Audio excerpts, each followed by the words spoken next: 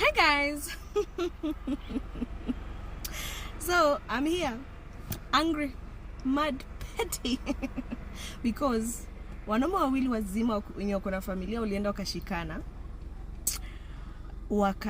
wakaingia studio, akili zao zikawaambia waandike nyimbo inaitwa Side Chick. I'm talking about Dufla na Arrow Boy. Of course. I feel like Side Chick is a diss track to me, and it's offensive, it's disrespectful. Mimi mtu nimeingia labor, nimezaa watoto wawili at the highlight of my career. The least that I deserve is respect. I deserve respect. Na kutoa nyimbo inaitwa Side Chick is so disrespectful. Most of you saying, oh, cloud nini Nadia una. Mimi nikiimba hata Woza nikisema kitu kama bora na nego, sie ndo nampea mileage. Lakini you decide kusifu Side Chick. I want you guys to listen to the lyrics and dissect them with me, because I demand that this song be taken down. Kwa sababu itabidi wazee wa familia, mashemeji, mashemeji waongo, because there's no way you can watch your son write such a song and release such a song and let it slide. Kesho mtanisalimia nitakuwa na wapita, because you need to speak to your son. I want you to listen to this.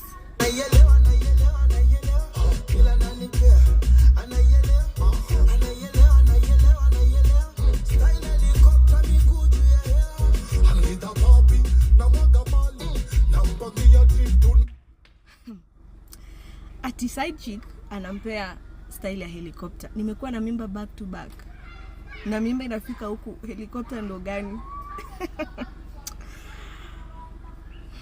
This is so mimi mtu nina heshima zangu, mtu nimesoma, mtu naheshimika, nina catalog inaheshimika. Okay, listen.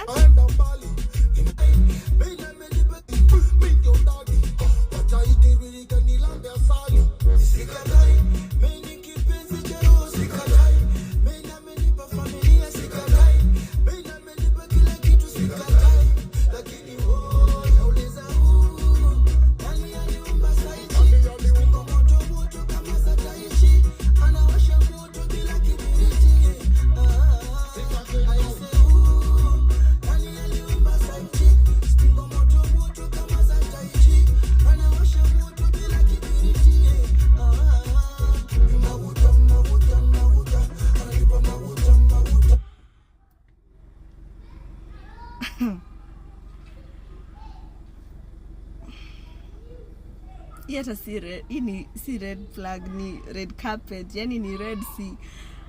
Stingo moto. Ati nauliza, nani aliumba Side Chick? Stingo moto kama za Taichi. Ningesema kitu offensive, lakini acha nyamazi. So mimi nikiamua niitwe diss track yangu, nimbie side nigga, itakaje? Mwanaume akisema iko right, mimi imagine ningeimba a man on the side, I want you to come and touch me. Imagine. Pull that song down if you want your family to survive. If you want your family, you hata uimbie nani? Bis dari kuna dema. That's a level song.